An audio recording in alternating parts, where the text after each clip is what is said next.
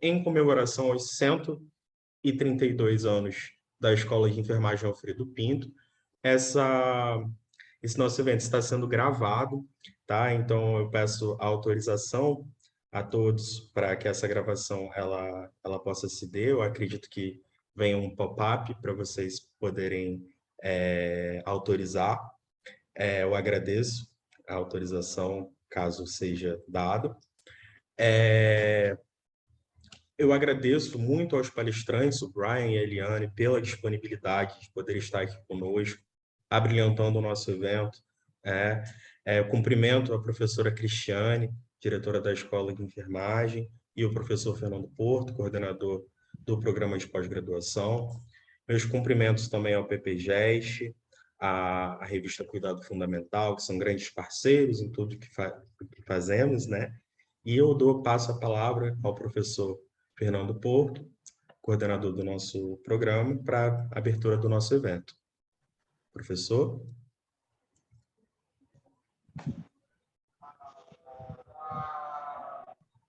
Eu acredito que talvez ele não possa falar no momento. Professora Cristiane, gostaria de fazer alguma consideração? Boa tarde a todos. Só dar as boas-vindas às pessoas que estão aqui na sala.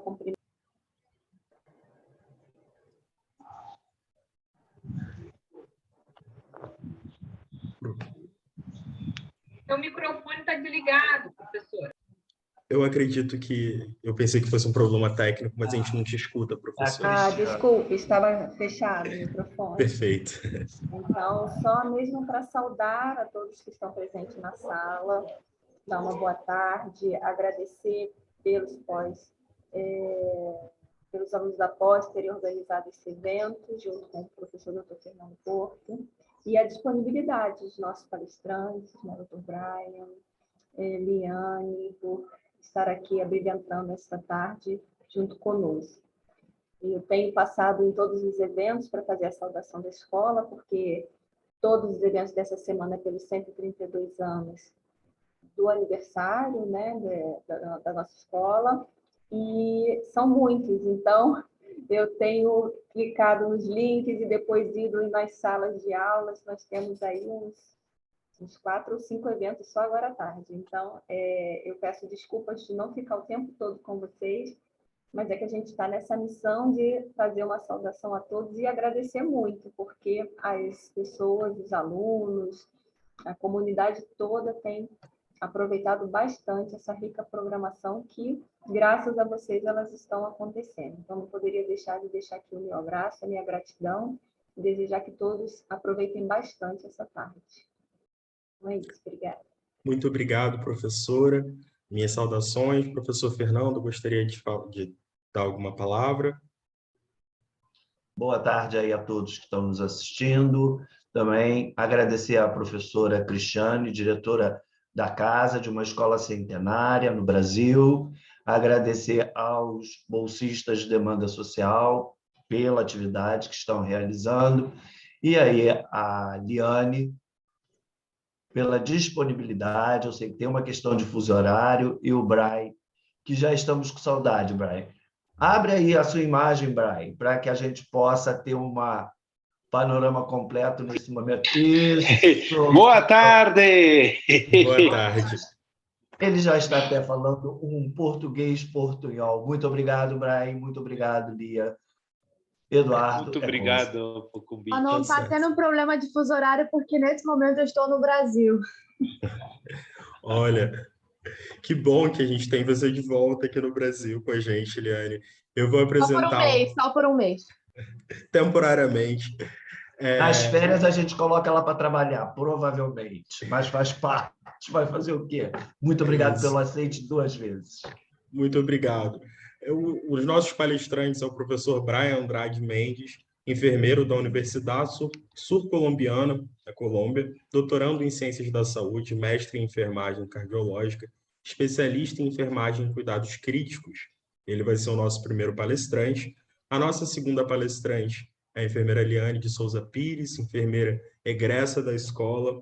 A gente entrou na mesma turma, então é um prazer reencontrá-la. Ela é da Cardiologia Geral do Hospital Universitário de Münster, na Alemanha. e ambos vão trazer perspectivas sobre perspectivas internacionais tão valiosas para que a gente possa ter visões diferentes, né, e conseguir fazer inferências profícuas. Muito obrigado a todos. Eu passo a palavra ao Dr. Brian. Ele pode iniciar a sua apresentação. Peço aqui a todos que guardem as perguntas para o chat, que será aberta no final um momento para que a gente possa interagir e responder as perguntas. A comissão organizadora vai encaminhar as perguntas, tá bom? E peço que mantenham os microfones desligados. Professor Brian, muito obrigado. É com você. Obrigado, Eduardo. Vou tratar de falar devagar. Voy a hablar español, mayoría de tiempo, disculpas, ¿sí? Por favor, confirma, ¿me pueden escuchar? ¿Bom? Sim, escutamos bem. Sim, sim. Bien. Ahora pueden ver a mi palestra. Sim, vemos sim. Perfecto, muy bien. Voy a presentar unos resultados parciales de proyecto de tesis, pero antes de iniciar a la presentación que hizo compañero Eduardo, yo soy estudiante también de Unirío, estudiante de cotutela, ¿sí? Fue aprobado presente año. Por ende, también dentro de mis asesores, la profesora Teresa Tonini, que está en el doctorado y también hace parte del programa de graduación de enfermaje de Escuela Alfredo Pinto. Bueno, a título de tesis es efectividad de un plan de gestión de cuidados de enfermería en el mejoramiento de la adherencia terapéutica y en la reducción de factores de riesgo conductuales y metabólicos en personas inscritas en un programa de riesgo cardiovascular. Este es el contenido de toda la presentación y en primer lugar hablaré del problema, objetivos y la justificación. Con relación al problema, es bien conocido los diferentes factores comportamentales, producto de la modernidad, los cambios en comportamientos y conductas sociales, sumado a un crecimiento demográfico en número de la población a nivel mundial. Y esto también ha estado de la mano de el incremento de las enfermedades crónicas no transmisibles, que ocupan la primera causa de mortalidad en los adultos a nivel mundial. En ese mismo orden de ideas está la enfermedad cardiovascular, que es la primera causa de mortalidad a nivel mundial, y es muy similar a lo que ocurre en Colombia, que es la causante del 30.5% de muertes anuales y produce 16.7% de los años de vida perdidos, potencialmente perdidos. Y estos están asociados a diversos factores de riesgo conductuales. Y producto de la pandemia del COVID-19, se evidenció que las personas con enfermedad y riesgo cardiovascular, las personas con obesidad, tenían mucho mayor riesgo de complicaciones y de mortalidad a causa de esta patología. Diferentes autores recomendaron, así como la OMS, de que estas personas que tenían mayor riesgo, pues deberíamos de implementar intervenciones para prevenir estas complicaciones. Entonces aquí muestro también una diapositiva de la estadística a nivel del Huila, que la primera causa de la enfermedad es del sistema circulatorio. Y el Huila es un departamento que está ubicado en el sur de Colombia. Aquí lo pueden ver ustedes en Bermela, el departamento del Huila. Y su capital es la ciudad de Neiva. tiene aproximadamente 400.000 habitantes y existe una institución de atención primaria en salud que se llama la S. Carmen Emilio Ospina, que está a cargo de la atención de estos pacientes que están del régimen subsidiado. Y he tomado como punto de referencia la comuna número 6, que está ubicada en el sur de la ciudad de Neiva, capital del departamento del Huila, en la cual registra 2.287 inscritos al programa de riesgo cardiovascular y documentan en el informe del 2019 que menos del 50% se encuentran activos. Una tercera parte de ellos son hipertensos y están en riesgo cardiovascular moderado, alto y muy alto, es decir, menos del 20% están en riesgo cardiovascular bajo, es decir, una población de alto riesgo cardiovascular y adicionalmente de que tienen problemas de adherencia al tratamiento. Y ya cuando hablamos de la adherencia al tratamiento, es documentada esta como el eje fundamental para el éxito de todo el tratamiento y para evitar las complicaciones, y que la Organización Mundial de la Salud reporta que las tasas de adherencia al tratamiento están por debajo del 50% y que este porcentaje puede ser más bajo en poblaciones en vías de desarrollo como Colombia. ¿Y qué conlleva la no adherencia terapéutica? A que personas pues tengan mayor riesgo de hospitalización, de ingresos a servicios de alta complejidad, de mayor tiempo de estancia, que los pacientes que no están adherentes presentan peores resultados a nivel clínico y metabólicos, y que la adherencia al tratamiento con el tiempo, y especialmente en estas enfermedades crónicas no transmisibles, va disminuyendo paulativamente. Existen unas barreras documentadas de esta falta de adherencia y autores como Abateneo en el 2018 informa de que falta evaluación psicológica de estos casos de incumplimiento terapéutico, y Van der Laan en el 2019 que se deben implementar estrategias de intervención en adherencia cardiovascular enfocadas a la dimensión motivacional y a las creencias. Entonces, en la no adherencia, refiere un artículo del 2015, donde hay una desconexión entre los comportamientos de los pacientes, la organización de la práctica y el sistema sanitario. ¿Por qué? Porque el personal de salud, en la mayoría de casos, se dedica simplemente a dar órdenes y que espera que el usuario o el paciente pasivamente las cumpla, pero no tiene en cuenta el contexto y la realidad de esa persona. Sumado a esto, existen unas barreras que perciben los pacientes para llevar a cabo el tratamiento tanto farmacológico como no farmacológico que está de la mano con esos comportamientos o esas a nivel conductual. La evidencia también reporta que enfermería a través de diferentes estrategias ha tenido buenos resultados en mejorar la adherencia al tratamiento, pero en una revisión que se hizo se ha documentado en otros contextos fuera de Colombia. Y finalmente en el 2020 se dice que esas intervenciones de orden motivacional enfocadas a mejorar la adherencia al tratamiento pues tienen que ser adaptadas al contexto y con un enfoque también cultural para que se logre una efectividad. ¿Qué ocurre en Colombia? En Colombia existen unas rutas integrales de atención que apenas están en proceso de implementación. En el modelo actual de atención, pues al paciente se le asignan unos tiempos muy cortos. Todo está dirigido a una atención a nivel institucional. Hay un pobre seguimiento fuera de la institución, llámese centro de salud u hospital.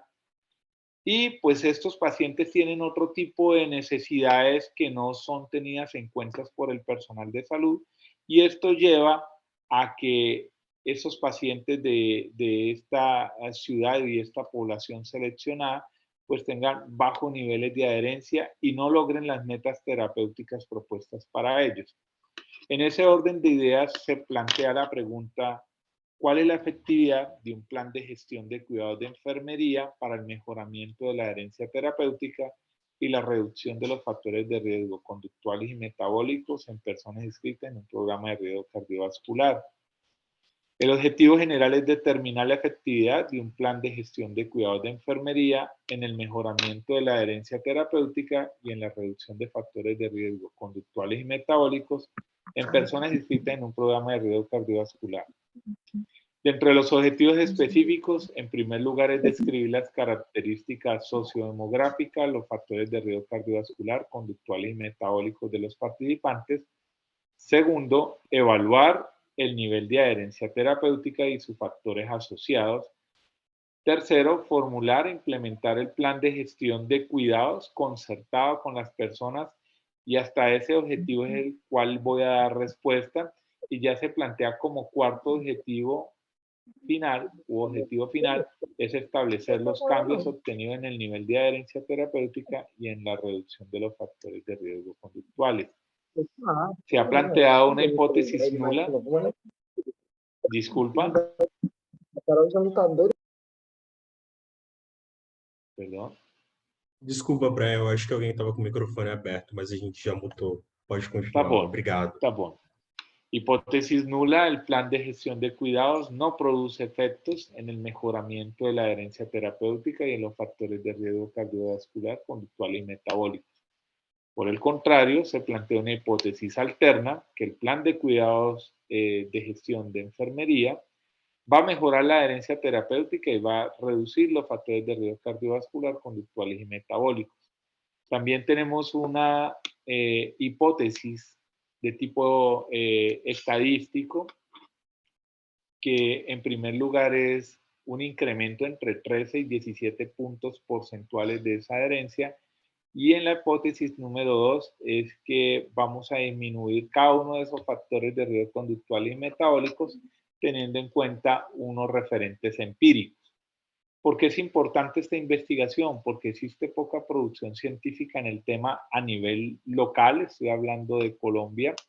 Se plantea una intervención motivacional desde lo experimental, una integración conceptual, teórica, empírica. Es útil para renovar las prácticas del modelo de atención de enfermería, fortalecer la sublínea de investigación de cuidado cardiovascular y del grupo de investigación.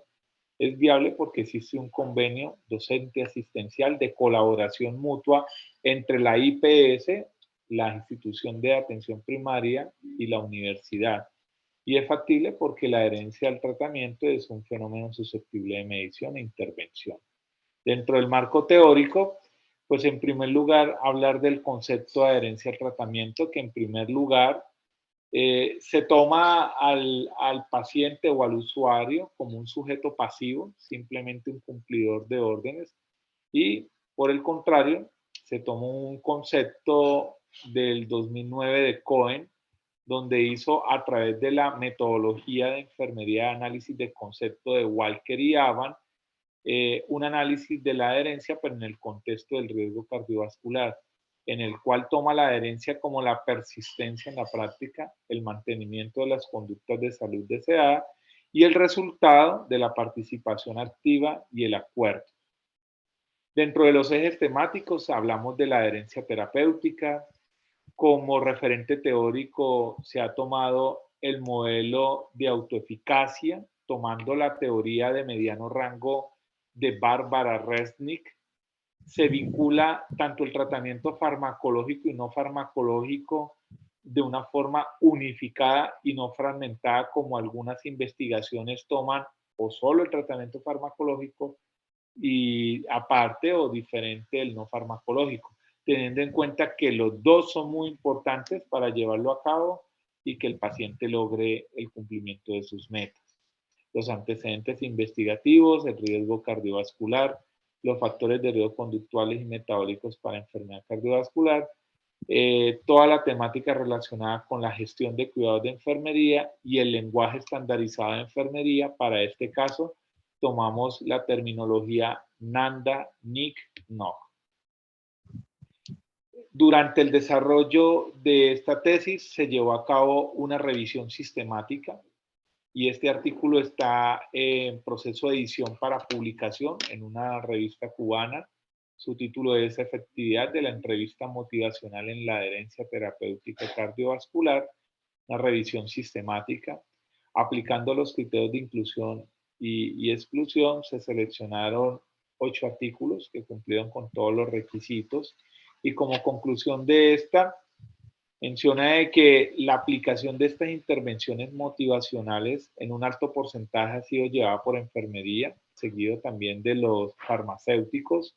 De esta revisión no se encontraron artículos pues publicados en el contexto latinoamericano, por lo menos en los criterios planteados, y fue una información muy heterogénea de los resultados, que lo que sí podía mostrar era la forma de aplicación que daba mayor efectividad, que era la intervención directa y a través de llamadas telefónicas. Entonces, para plantear y diseñar esta intervención se tomaron los criterios de Zidane y Braden, teniendo en cuenta esos referentes teóricos, empíricos, conceptuales, y finalmente se formuló una intervención adaptada al contexto, teniendo en cuenta estos pilares de características de la persona, el uso de instrumentos válidos y confiables, el lenguaje estandarizado y un algoritmo para la toma de decisiones en cada caso. Dentro del diseño metodológico, un estudio cuasi experimental con un solo grupo, con mediciones pre y post intervención. La población son usuarios asistentes al programa de riesgo cardiovascular de la S. Carmen Emilia hasta el primer semestre del 2021. Se utilizó esta fórmula arrojando 53 personas, se calculó un 10% de atribución o posibles pérdidas.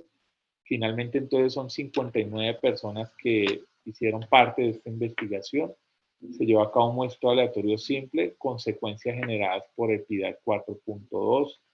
Se incluyeron asistentes al programa de riesgo cardiovascular entre los 40 a los 60 años, clasificación de riesgo cardiovascular moderado, alto o muy alto, hemodinámicamente estable y que deseen participar del estudio. Esto se evidencia a través de la firma del consentimiento informado, indicación de tratamiento farmacológico y no farmacológico mayor a 6 meses y residencia urbana. Se excluyeron a personas con alteraciones cognitivas y de comunicación, pacientes dependientes de un cuidador y el estado de gestación. Se diseñó una guía de intervención teniendo en cuenta que aquí fue una intervención que se llevó a cabo en la vivienda del hogar, en la vivienda de la persona, ¿sí? Es decir, en el predio, no a nivel institucional. Entonces, eso fue uno de los primeros cambios, donde se abordaba el paciente, pero ese paciente pues estaba también rodeado de su círculo familiar y teniendo claro que esas recomendaciones que se le dan a la persona también van a permear a su entorno. Entonces, lo primero es que se hacía una introducción al tema, una exploración de los motivos de preocupación. Es claro que dentro del programa de riesgo cardiovascular a la persona se le han dado múltiples recomendaciones, pero esta persona, en el diálogo que tenía con el investigador principal, que en este caso soy yo, entonces la persona hacía un proceso de autorreflexión y determinaba cuáles de esos comportamientos eran los que ella debía priorizar.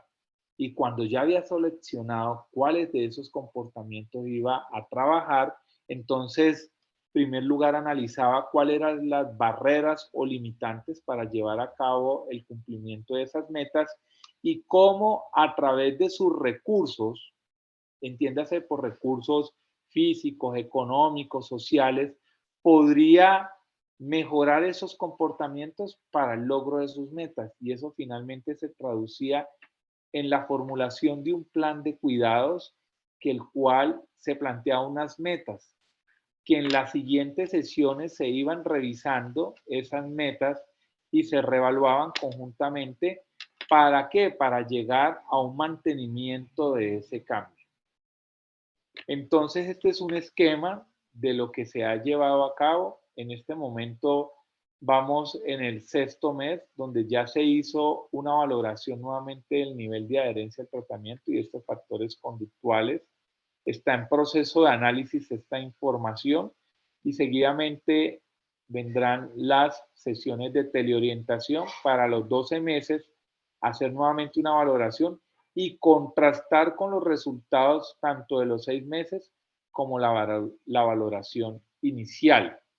Aquí una fotografía de los participantes, entonces se utilizaron equipos electrónicos para la medición de la tensión arterial y la frecuencia cardíaca. Este es un equipo digital, un equipo Onron Serie 7 que está validado por la Asociación Americana del Corazón como un equipo que tiene validez para hacer seguimiento de pacientes a nivel extrainstitucional, básculas calibradas, y estos son uno de los instrumentos que diligencian las personas con los compromisos. Y estos compromisos la persona los tomaba y diariamente los revisaba, y esto era un momento también de que él le permitía reflexionar e ir ajustando los cambios. Los instrumentos que se tomaron en cuenta fue el formato de variables sociodemográficas, el instrumento es TestWise, que evalúa tanto factores conductuales y del comportamiento, factores biológicos con datos antropométricos y factores metabólicos como glicemia, colesterol, triglicéridos, HDL y LDL. El cuestionario para medir la adherencia al tratamiento es un instrumento con 38 ítems, con escala Likert, 6 dimensiones, con validez y confiabilidad, y finalmente el seguimiento del plan de gestión. El análisis y tabulación de los datos, entonces se hizo a través del software Stata 14, que está licenciado para la universidad, y estas son las medidas estadísticas. Se tuvo control de los sesgos del diseño, y este es un estudio que fue categorizado como riesgo mínimo y aprobado por el Comité de Ética. Todos los participantes firmaron el consentimiento informado y se tuvo en cuenta los diferentes principios del Código Deontológico de Enfermería. Esta resolución 8430 del 93 es una resolución de los comités de bioética para Colombia. Y la ley 1581 también es de Colombia, que es una ley que habla sobre la protección de datos. Bueno, con relación a los resultados, entonces las 3/4 partes de los participantes son mujeres, ¿sí? La media de edad fue de 53 años. Aproximadamente el 50% de los participantes contaban con pareja, es decir, estaban casados o en unión libre. Más de un 80% tienen un estrato socioeconómico bajo, entre 1 y 2. La situación laboral es bien diversa. Se encontró que un 56% se desempeñan en labores del hogar, así ellos lo refieren, y en su totalidad pues es desempeñado por las mujeres. Si ustedes observan un porcentaje muy bajo, que es el 8.5%, refieren de que están empleados, ¿sí? Y el desempleo pues está otro porcentaje aquí considerable. El régimen de afiliación son subsidiados. ¿Qué significa subsidiado para Colombia? Que son personas que no tienen capacidad de pago, no pueden pagar por su salud, y el Estado tiene un plan de beneficios para ellos y para su familia, en el cual le aporta las valoraciones por los diferentes profesionales de la salud. Tienen derecho también de unos laboratorios y procedimientos, y también los medicamentos que se han indicado. La escolaridad de los participantes es baja, es decir, es una formación entre primaria, y hay algunos que no tienen ningún nivel de escolaridad. La clasificación de riesgo cardiovascular, el 86% está moderado. La totalidad de los participantes son hipertensos y un 88% de ellos tienen comorbilidades, que está entre diabetes tipo 2, dislipidemia, obesidad e hipotiroidismo. También tienen antecedentes patológicos familiares de enfermedades crónicas no transmisibles, y la asistencia a los controles autoinformada es de aproximadamente un 70% cumplidores, pero ellos mismos aceptan de que un 30% de ellos no cumplen apropiadamente la asistencia a los controles, tanto de enfermería por medicina. El tratamiento farmacológico, pues los pacientes tienen entre 1 a 7 medicamentos indicados en el día, la mediana es de 3 medicamentos, pues el mayor número de medicamentos que consumen son los antihipertensivos y en primer lugar encontramos los SARA-2 tipo los Sartán, pero ustedes pueden ver también de que tienen otro tipo de medicamentos, aparte de antihipertensivos para tratar las comorbilidades, ya sean como las estatinas, antiagregantes plaquetarios e hipoglicemiantes. Es decir, estos pacientes, algunos de ellos pueden ser catalogados como que tienen una polifarmacia, que está documentado también como factor de riesgo para baja adherencia al tratamiento. El consumo de tabaco, solo 2 personas refirieron fumar y diariamente solo uno de ellos. El consumo de alcohol, llama la atención que casi un 30% de ellos dejó de consumir bebidas alcohólicas producto de las recomendaciones que le hizo el personal de salud, pero un 10% tienen un consumo nocivo de alcohol y un 11% un consumo excesivo de alcohol episódico. Dato que llama la atención y preocupa es que el consumo de frutas y verduras diarias, la mediana solo es de 2 y tenemos un porcentaje considerable que manifiesta que en un día no consume ni frutas ni verduras. Y vamos a ver que esto está asociado a bajos ingresos económicos. Asimismo, la actividad física se calculó con el gasto metabólico, con los MET semanales, y es solo 148, que es una actividad física baja. Y tenemos un tiempo sentado que está relacionado con el sedentarismo, que es siempre alto y considerable.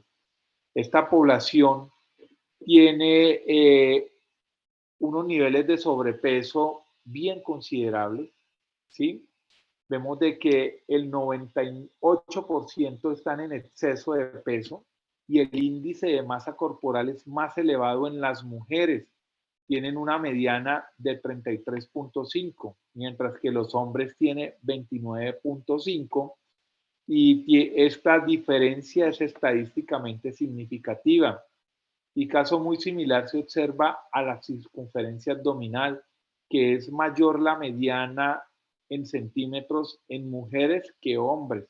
Es decir, la grasa se está acumulando a nivel abdominal y esto tiene bastante relación con todos los problemas ocasionados por el síndrome metabólico, que la estadística lo menciona como la pandemia del futuro, ¿sí? Porque es la precursora para diversidad de enfermedades crónicas no transmisibles.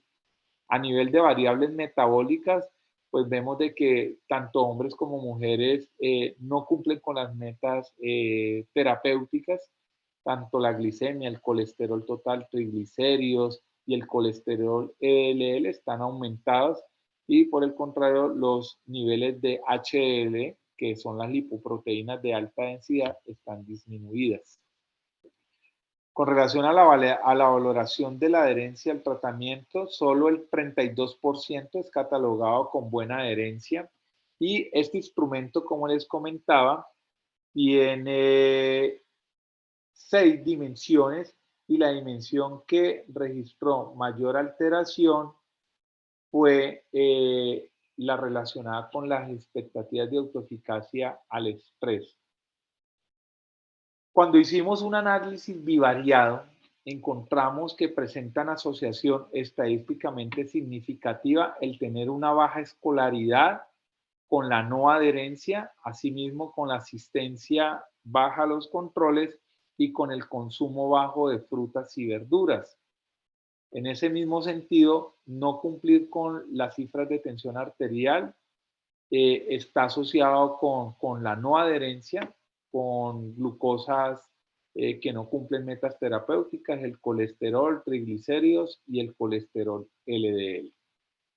Cuando ya evaluamos entonces las situaciones particulares del plan de gestión de cuidados, encontramos que ellos seleccionaron, las personas seleccionaron el comportamiento de alimentación saludable, ¿sí? Un 89% de ellos, pero des en cuenta que la principal barrera que ellos detectan son la falta de recursos económicos, ¿sí? Y aquí se vincularon los diagnósticos NANDA, los resultados NOC y el NIC. Seguidamente tomaron ellos como referencia la actividad física, el control de peso y en cuarto lugar, el control del estrés. Bueno, ya para dando conclusión dentro de la discusión, tenemos como positivo que hasta el momento esta población tiene una limitación en el consumo de cigarrillo y bajo consumo de bebidas alcohólicas, situación que es positiva, aunque quedan algunos casos que dentro de las intervenciones lo que se busca con ellos es que sea cero este porcentaje, es decir, que no tengamos pacientes, personas en riesgo cardiovascular que tienen el consumo de estos tóxicos. Por el contrario, pues se detectó un escaso consumo de frutas y verduras y bajo nivel de actividad física. Entonces, hacemos un análisis y es que estas personas refieren que tienen bajos ingresos económicos. Estamos hablando que más del 90% refieren ellos que tienen un ingreso inferior a un salario mínimo. El salario mínimo actualmente en Colombia está en 1.000.000 de pesos. Eso convertido en reales está más o menos como en unos 900 reales, ¿sí? Entonces, el ingreso es muy bajo y algo que hay que tener en cuenta es que en las estadísticas del DANE, que es un centro de estadística a nivel de Colombia, reportó que producto de la pandemia el desempleo se ha incrementado en nuestro país y eso va de la mano con disminución del poder adquisitivo, es decir, las personas no tienen recursos económicos. Unas estadísticas también que la llevadas a cabo por el ENSIM, que es como la estadística a nivel nutricional, refieren que ya se viene con una disminución en el consumo de frutas y verduras por la población adulta y que en cambio de esto se está incrementando el consumo de comidas rápidas y de paquete, 12 puntos porcentuales. En un estudio realizado en China en el 2017, se evidenció que una dieta rica en verduras y frutas y limitada en carnes rojas está asociada con menor riesgo de eventos coronarios. Asimismo que las personas cuando tienen una actividad física moderada y alta, pues tienen menor riesgo de enfermedad cardiovascular. ¿Sí? Con relación a los factores de riesgo metabólicos para enfermedad cardiovascular, esta población participante tiene exceso de peso, es mayor el índice de masa en las mujeres, no hay un logro de las metas terapéuticas y pues esto pues es muy preocupante, ¿sí? Porque uno puede analizar aquí francamente si están en exceso de peso, pues está relacionado también de que tienen una alimentación inadecuada, bajo consumo de frutas y verduras, y que ellos, pues para alimentarse están haciendo un incremento en el consumo de harinas tales como consumo de tubérculos, papa, yuca, consumo abundante de arroz, que tienen un índice calórico pues mayor, es decir, son carbohidratos que al finalmente en el metabolismo se convierten en grasas, esto en adipocitos y pues se va a acumular ahí tanto a nivel macroscópico como a nivel microscópico a nivel del endotelio y va a pues generar después sus complicaciones, ¿no? Y mire que dentro de las encuestas de Colombia también está documentado que este exceso de peso está muy elevado y cada vez en incremento y que inversamente la actividad física va disminuyendo, ¿sí? Está documentado también que una falta de control de la tensión arterial está asociada al sexo masculino y a la falta de adherencia farmacológica. Y en otro estudio realizado en el 2017 en Singapur, el síndrome metabólico está asociado con mayor riesgo de mortalidad por enfermedad cardiovascular, hiperglicemia e hipercolesterolemia. La adherencia al tratamiento, pues una tercera parte de los participantes tienen buena adherencia. Es mayor la adherencia en mujeres y hombres. Y esto puede estar asociado, ¿por qué? Porque es que las mujeres, pues como que a través de la evidencia científica aceptan más estas recomendaciones, se comprometen más con su tratamiento y eso también está relacionado con la asistencia a los controles, a la realización de los exámenes de laboratorio que les indican, ¿sí? Las mujeres se encuentran en la casa, entonces pueden tener una mejor alimentación. Seguidamente, en nuestra cultura, en nuestro contexto de Colombia, las mujeres pues realizan la preparación de los alimentos y la compra de estos insumos también para llevar a cabo esto. La evidencia nos demuestra que una buena adherencia pues está asociada a apoyo familiar y que un estudio que realizaron en Cali es una ciudad de Colombia, la adherencia a tratamientos no farmacológicos estaba muy baja, estaba por el 9.4% y que los hombres, igual que en este estudio, pues presentaban menor niveles de adherencia al tratamiento. El estrés fue documentado como la dimensión peor calificada y la evidencia en el 2021 refiere que la isquemia inducida por estrés mental está asociada con un mayor riesgo de muerte cardiovascular e infarto de miocardio. Aquí adicionalmente quiero decir que en los 3 meses que estuve en Río de Janeiro, participé de visitas técnicas a instituciones públicas, municipales, tanto de atención primaria como de otros niveles de atención de mayor complejidad, pero aquí quiero hacer un análisis de mi visión, del contraste que puedo hacer, del evidenciado en atención primaria en Río de Janeiro, contrastado en mi ciudad donde vengo realizando el estudio, y es que observo que enfermería tiene un mayor liderazgo allí.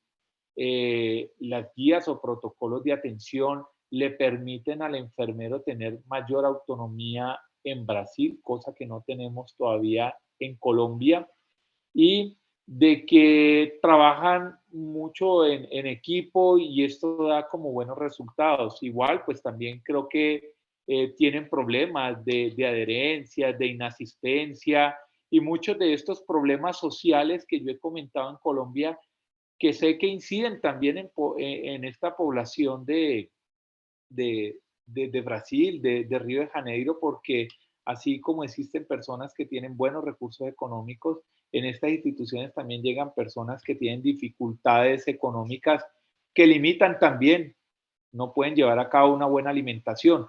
Pero pues nosotros como personal de salud creo que tenemos que explorar conjuntamente con los pacientes y que a pesar de esas limitantes de esos recursos, pues es poder optimizarlo al máximo. Yo hablo con los pacientes y le digo, vea, para hacer actividad física no es necesario ir al gimnasio. Tú puedes caminar, miremos a ver qué otras alternativas, ¿sí? Trata de subir escaleras. Si tienes que ir al supermercado o al sitio donde vas a hacer las compras, no toma transporte público, trata de caminar y eso es bueno, ¿sí? Entonces, es un diálogo continuo ahí. Algo que también fue de satisfacción fue varias prácticas que hicimos con un grupo de graduación de la Escuela Alfredo Pinto, donde se hizo búsqueda activa, tratamiento comunitario. Muy interesante estas intervenciones colectivas en atención primaria y búsqueda activa y detección de personas en riesgo. Y fue muy agradable la colaboración con los estudiantes de graduación, compartir con los profesores de enfermería y poder intercambiar conocimientos. Muchísimas gracias. Es una foto de recuerdo del grupo de doctorado de biociencias y enfermería. Profesoras, compañeros, los recuerdo y muchas experiencias muy bonitas. Obrigado. Muito obrigado, Brian, pela brilhante apresentação. Nós temos algumas perguntas aqui que foram feitas para a nossa comissão, que eles me colocaram aqui. Novamente, muito obrigado.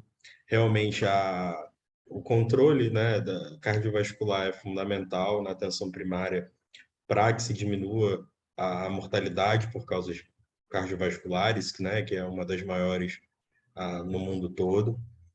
Uma das perguntas que a gente tem aqui é que se durante a sua experiência no Brasil você percebeu alguma diferença, alguma nuance nesse processo de fazer os pacientes aderirem no Brasil e na Colômbia. Se teve alguma diferença importante? Eu não sei se você conseguiu entender o que eu falei. Sí, perfecto. Perfeito. Pues adicional lo que comenté de las prácticas que se llevaron a cabo, las visitas técnicas, observo que por lo menos los pacientes, las personas con que se tuvo contacto son más receptivas. No sé si el término se entiende. Receptivas es decir, que usted habla y las personas entienden, aceptan, participan, ¿sí? En la Colombia a veces las personas son reactivas, a pesar de que tienen dificultades, se crean más dificultades. En Brasil veo que hay mucho positivismo y que a pesar de las dificultades quieren salir adelante y trabajan por su salud, se preocupan.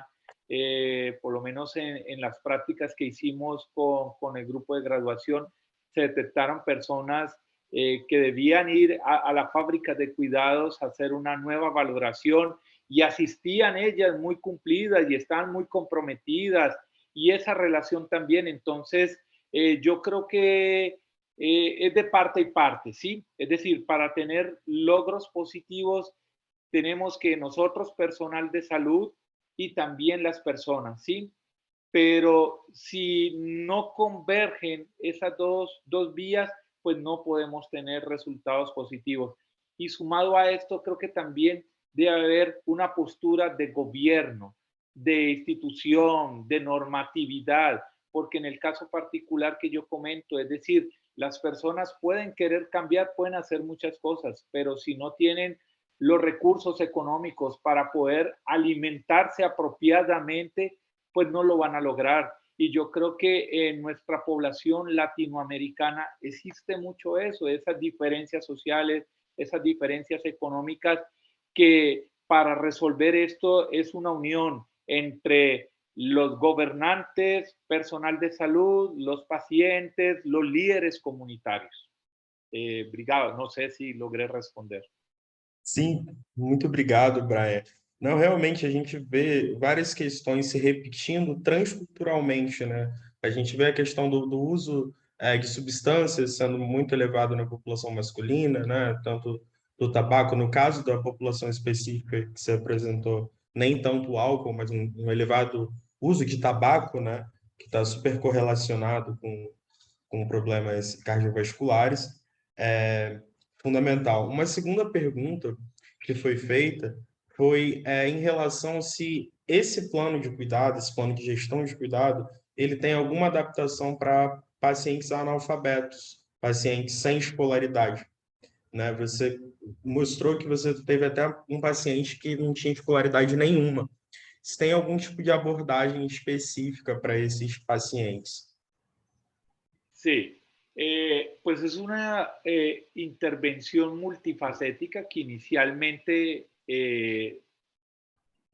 fue producto de revisión bibliográfica, después fue revisada y analizada por 5 expertos en enfermería, en atención primaria y en riesgo cardiovascular, es decir, para hacerle una validación y utilizando un lenguaje claro, pero mira que es que esta intervención no era algo unidireccional, sino era una conversación, es decir, era una conversación y más de dar unos conocimientos o una clase como tal, no, era explorar qué necesidades tenía ellos, qué de pronto dudas tenían para resolver de una forma apropiada con un lenguaje claro, un lenguaje muy adaptado y apropiado a ellos y que de ellos mismos afloraran, nacieran cómo poder resolver esas situaciones particulares individualizadas.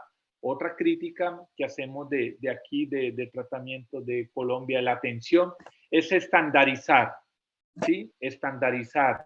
Es decir, a todos dar la misma información, a todos dar las mismas recomendaciones, y eso está mal, porque somos individuos, todos pensamos diferentes, todos tenemos pensamientos diferentes, todos tenemos necesidades diferentes, ¿cierto? Entonces hay que individualizar, ¿cierto?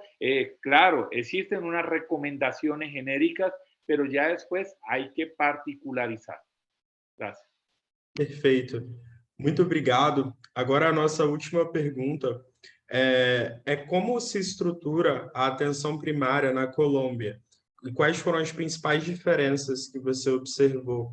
Aqui no Brasil é estruturado de forma municipal, né? A gente tem as equipes, que as famílias elas têm vínculo. Como é que essa com uma equipe de saúde, né, que vai cuidar daquela família específica, como isso funciona, essa questão da referência? Bueno, la atención primaria está aumentando, es más, en la normatividad, en las leyes está escrita, pero hasta hace pocos años se viene implementando como tal. Lo que observo es que la atención primaria ha quedado muy a nivel de la institución, del centro de salud, de hospital, ¿cierto? La atención primaria hace parte de programas de vacunación, que es muy similar a Brasil. La atención por ciclo de vida, la niñez, las crianzas, ¿cierto? La niñez, los jóvenes, los adultos mayores. Tenemos atención para programas especiales. Falta un poco más de búsqueda activa, de personas, de por lo menos en estos casos de que las personas no asisten a los centros de salud, pues hay que ir al entorno de la persona, apoyarse más de los líderes. Y una cosa que vi positiva en Brasil, o por lo menos en Río, porque no puedo hablar todo Brasil, sino Río de Janeiro, es el apoyo y el trabajo con los líderes comunitarios, porque son ellos quienes conocen más de la mano a su comunidad y es un puente de comunicación y de poder llegar no solo el centro de salud, sino también las universidades. Y eso quiero también resaltarlo mucho. Nosotros en Colombia tenemos convenios, pero lo vi más fuerte, más sólido esa relación entre las instituciones universitarias y las instituciones asistenciales. Ese trabajo articulado logra buenos éxitos y no solo para la atención de los pacientes, me llama la atención para la formación de eventos académicos, de la investigación. Y quiero algo resaltar también, y es algo positivo que tiene Brasil, y es la educación gratuita.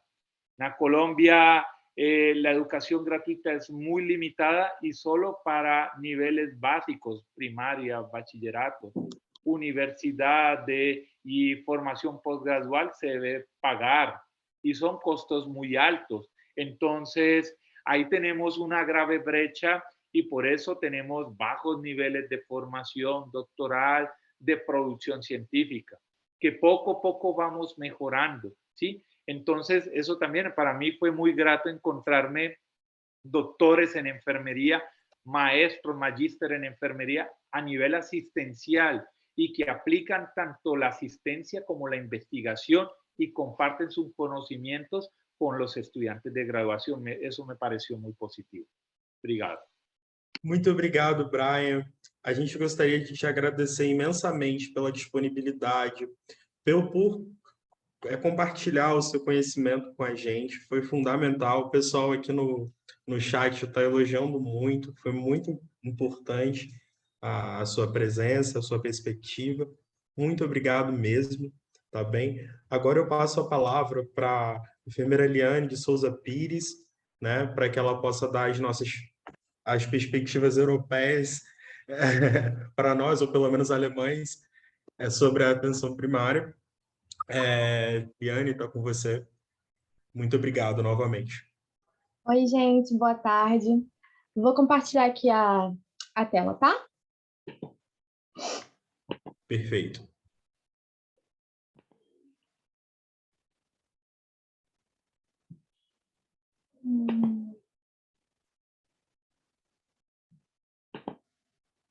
Estão conseguindo ver? Sim. Tá bom. Bom, vou começar primeiro me apresentando. Eu sou Liane, eu sou bacharel em enfermagem pela Unirio, eu me formei junto com... Me formei junto com o Eduardo, né? A gente começou junto, mas não sei se a gente terminou junto. Não, eu terminei na turma da Kelly, mas a gente A começou gente junto. começou junto. Então, eu me formei em 2017.2. Durante a graduação, eu participei de diversos projetos. Comecei com Jovens Talentos para a Ciência no segundo período. Fui monitora de atenção e gerência da saúde coletiva no SUS. Fui estagiária do Benjamin Constant por 2 anos. E, ao final da faculdade, eu fui aprovada na residência da Fiocruz, apesar de não ter ido para a Fiocruz. Já em 2018, eu fui pela Captalent, que hoje é a Talent Orange, para a Alemanha. E lá eu validei meu diploma e desde então eu trabalho na cardiologia do Hospital Universitário de Münster, lá na Alemanha. Bem, por que então que eu estou aqui falando de atenção primária, né?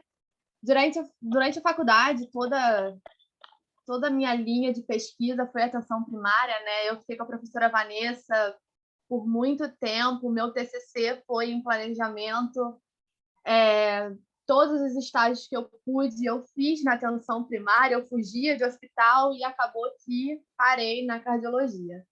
Mas, enfim. Em 2020, eu iniciei um mestrado em saúde pública na Alemanha, né? Existe esse mestrado. E comecei, fiquei super feliz, falei, nossa, que legal, vou iniciar um mestrado.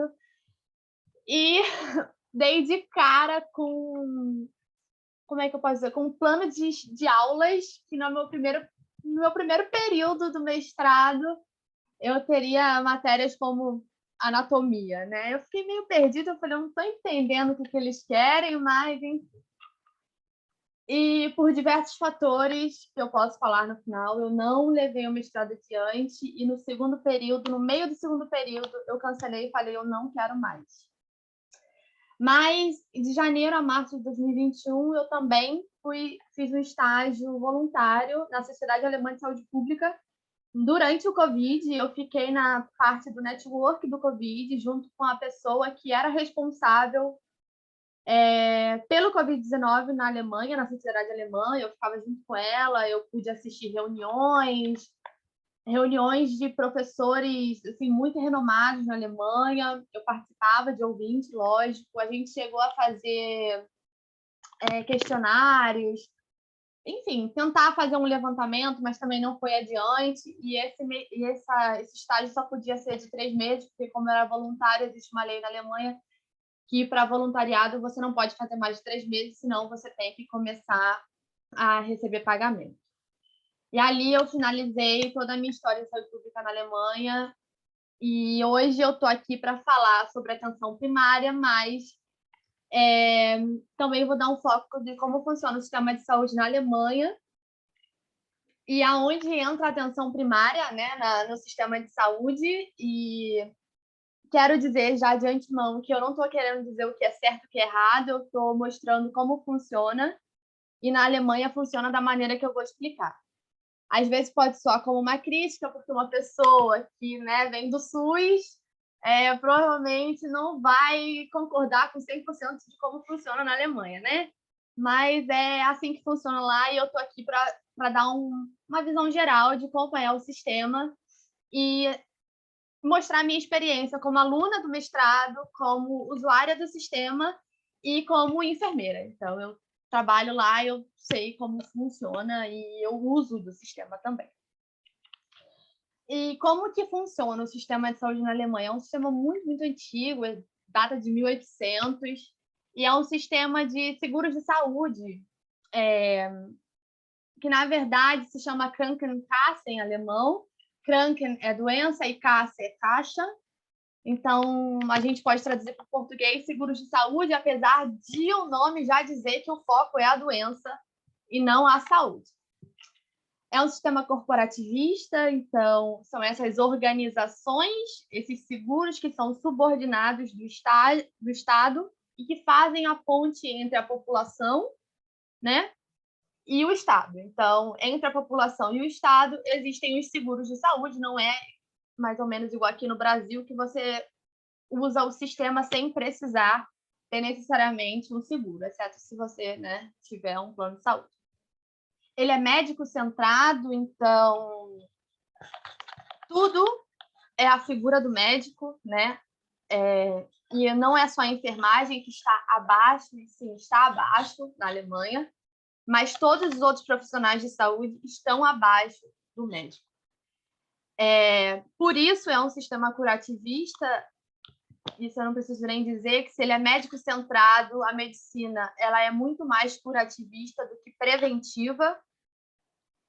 E o financiamento acontece a partir desse princípio da solidariedade. Então, se você trabalha, né, o seu empregador vai pagar 50% do seguro e você, com o seu salário, vai pagar 50%. Isso já sai direto do seu imposto, né? Você não chega a receber esse dinheiro, você não tem que pagar, né? Ele já sai direto e é pelo contrato. E na Alemanha o imposto está em média de 45% do seu salário e já sai direto, 50% paga o empregador, 50% paga o empregado.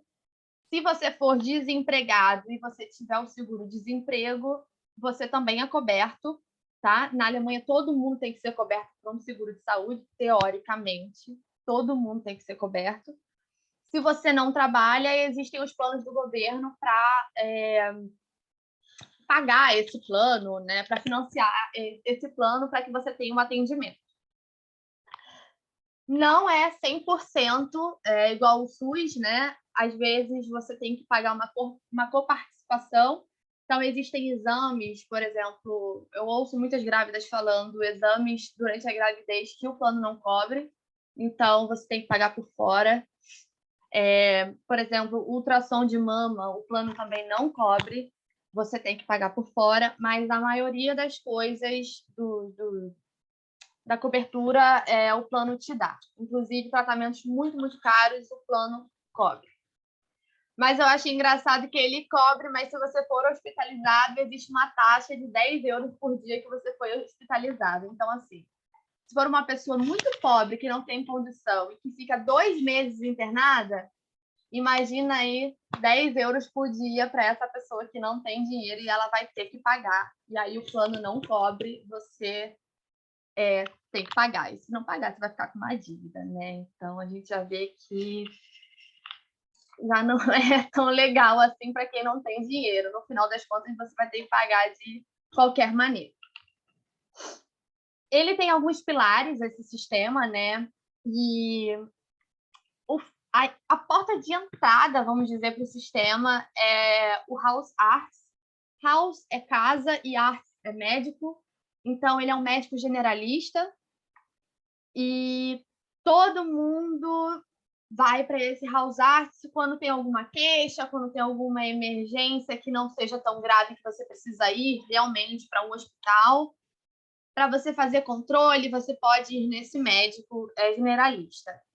Existem médicos por todos os bairros, mais de um. Geralmente, as pessoas vão no médico que é mais próximo das suas casas, mas isso não é uma regra. Você pode ir a qualquer médico generalista e ele vai ser meio que o seu médico. Ele vai ter um controle sobre o seu plano de cuidados.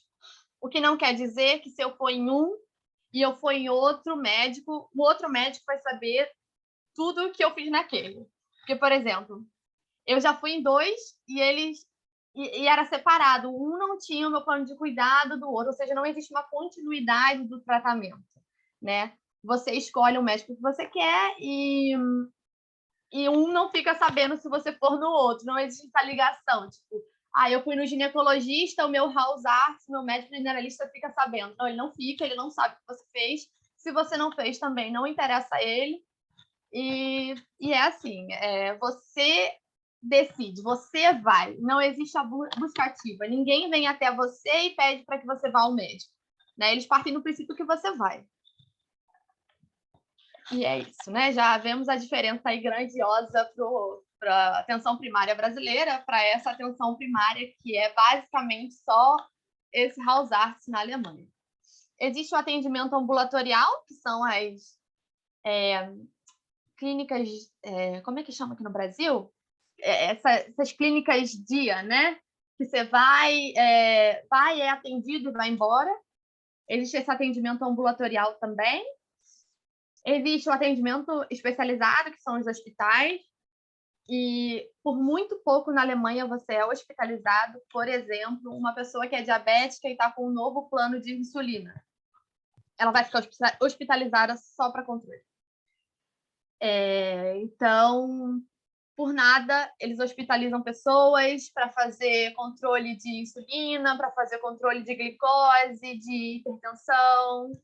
Ninguém faz isso nas clínicas da família ou no médico. Eles vão lá e te internam. Então, já existe um gasto gigantesco aí com a internação na Alemanha.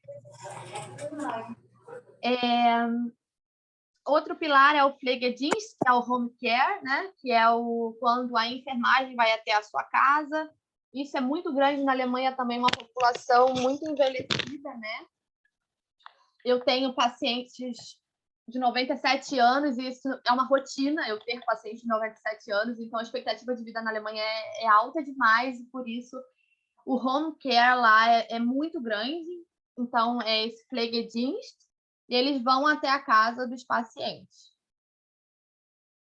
O cuidado que eles fazem é questionável, né? Não é igual também aqui. O enfermeiro não tem autonomia, por exemplo, para fazer muitos curativos, então a enfermagem vai, mas se o paciente tiver uma ferida, não cuida. Vai ser hospitalizado para isso. Então, ele meio que vai ao paciente para fazer cuidados de higiene básica.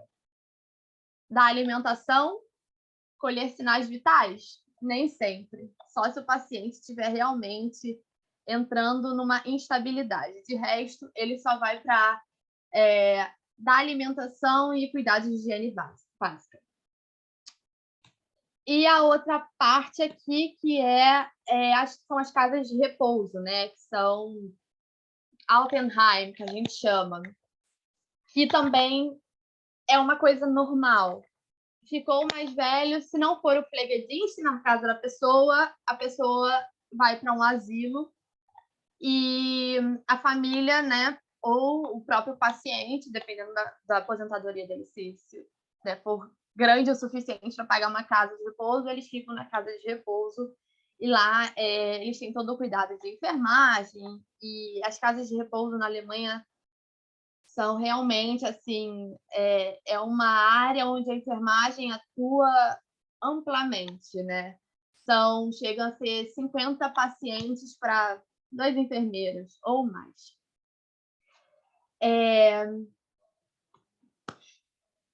E o foco aqui, na verdade, é a atenção primária. Aonde entra a atenção primária?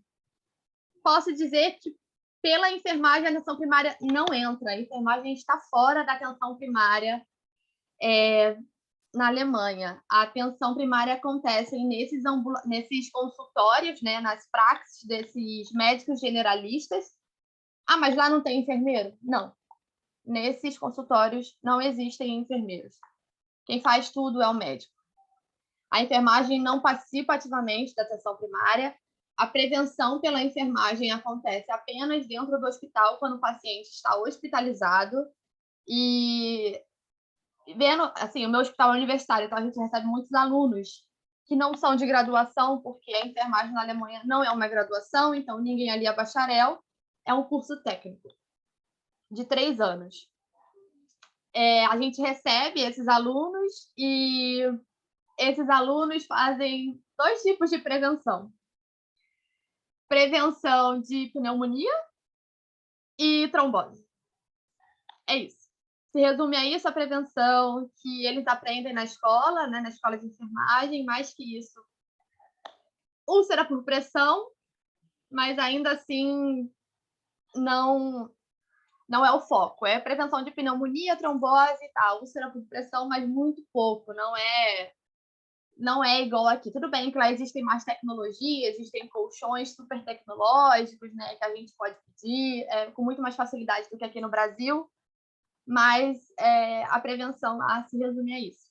Na aula do mestrado, eu lembro que eu tive Fundamentos da Saúde Pública, a gente estava falando de prevenção, e aí eu perguntei assim para o professor, tá, você está me dizendo aí que tem prevenção, que tem isso, tem aquilo. Aonde entra a prevenção dentro do sistema de saúde? Ele não soube me responder, porque não entra. Não existe, ainda mais para enfermeiro. Um país onde o enfermeiro não aplica nem vacina porque ele não é capacitado para isso. Um país onde o enfermeiro não pode nem colher sangue em alguns setores. Então, É sua voz mesmo que Pessoal, eu peço que desativem o microfone. Desculpa, Eliane, perdão. tudo bem. E então eles passam a escola de enfermagem inteira sem saber aplicar uma injeção intramuscular. Essa é a realidade da enfermagem na Alemanha e é assim que funciona, né? E funciona para eles, né? Porque eles também não querem aprender mais, né? Porque eles dizem, para que eu vou aprender mais? Para que eu vou fazer um bacharel se eu vou ganhar a mesma coisa que uma pessoa que não fez bacharel fez? Então, existe essa questão. A vacinação lá, na época do Covid, era feita por médicos. Os médicos... eu recebi a vacina pelo meu hospital.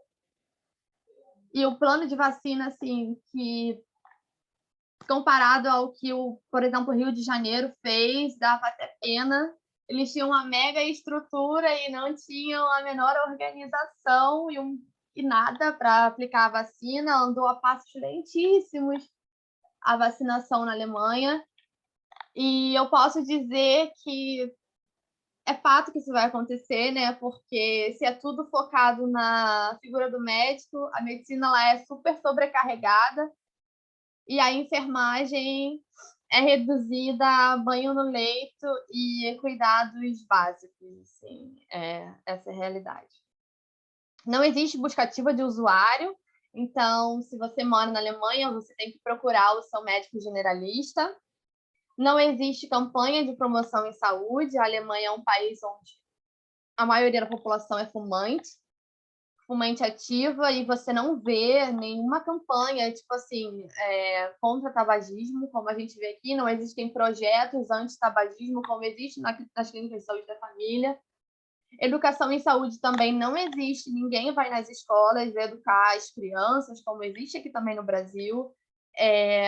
Eles não aprendem isso durante a escola de enfermagem. As matérias da escola de enfermagem são pacientes com problemas hepáticos, pacientes com problemas renais, pacientes com problemas neurológicos. Não existe a relação entre saúde e sociedade, não existe um estudo político, não existe um estudo epidemiológico. Dentro do meu setor da cardiologia, já existe um programa de bacharel no meu hospital, onde eles querem incentivar enfermeiros que são bacharéis a fazerem projetos dentro do hospital. Eu falei, tá bom, então eu vou fazer o projeto dentro da cardiologia. Quem são os usuários da cardiologia do meu setor? Não existe um controle. Ninguém sabe. Ninguém sabe quantos são, o porquê vem, qual é a idade média dos pacientes, se são homens, se são mulheres. Por exemplo, o Brian mostrou isso, que existe ele faz esse estudo, né, dos pacientes com hipertensão. Na Alemanha, se você for perguntar, ninguém sabe. E a enfermagem também, se soubesse, a enfermagem também não estaria participando. Seriam os médicos que estariam no comando da epidemiologia, porque os médicos vão para a pesquisa, os médicos vão para as universidades, mas os enfermeiros não têm acesso a isso. Por tudo isso que eu estou dizendo, é fato que não existe prevenção de nada, né? Você vai e busca. Agora, talvez isso esteja intrínseco na cultura alemã. Você vai e você busca. A Alemanha hoje é um país que recebe imigrantes assim, de todos os lugares do mundo, né? Do Oriente Médio, então, eu nem comento, porque assim, são muitos que vêm fugidos. Agora do Afeganistão, eu tive pacientes da Ucrânia, pacientes de todo o Oriente Médio, né? Do Iraque, do Irã, muitos. E como é que eles vão saber que eles têm que ir no médico? Será que lá no Afeganistão, no Irã, no Iraque, funciona da mesma maneira que funciona na Alemanha? Não. Então, como é que eu quero prevenir doença? Talvez para a sociedade alemã seja mais fácil, eles sabem que eles têm que ir, mas e os outros que estão chegando? Eles sabem? Eles sabem que eles têm que ir ao médico? Eles sabem quais vacinas eles têm que tomar dentro da Alemanha? Eles sabem como funciona? Não, eles não sabem. E quem explica a eles? Ninguém. Porque a mídia não divulga. Não existe essa ponte, né? Ou você vai no médico ou você não vai. E, assim, como que eles sabem? Então, eles não sabem. E aí a gente já começa a ter problemas vão ter doenças e eles vão ter que ser hospitalizados. Então, eles são hospitalizados quando acontece alguma coisa, né? Quando eles infartam, no meu setor, então, que é cardio. Às vezes eles só sabem que eles têm alguma coisa quando eles vão parar no hospital. E esse é o cenário da maior economia da Europa para a enfermagem. A enfermagem, ela não é capacitada para atuar na atenção primária. Ela é capacitada para ver e trabalhar à beira-leito. Os estudantes são formados para trabalhar dentro de hospital. Outra realidade eles não conhecem. Não existe dentro da faculdade a matéria política. Eles não têm noção de política de saúde, né? Quando eu estava no mestrado e que a gente, no segundo período, tinha que dar para um professor uma ideia, mas qual é a sua ideia para o seu trabalho de conclusão, né, do mestrado, para a sua dissertação?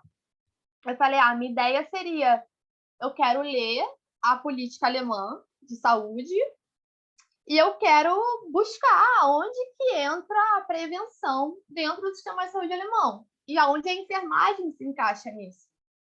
Eles não entendiam nem a minha pergunta. Como assim? Aonde que a enfermagem entra na prevenção? Eu falei, sim, atenção primária, atenção básica, né? Onde que a enfermagem se encaixa nisso? Eles falavam, mas aonde? Você está querendo dizer no ambulatório? Eu falo, não estou querendo dizer no ambulatório. Estou querendo saber o porquê que a política não fala da enfermagem na atenção primária. E assim, dava teto preto, ninguém sabia me responder. Eu falei, cara, eu estou fazendo o que aqui?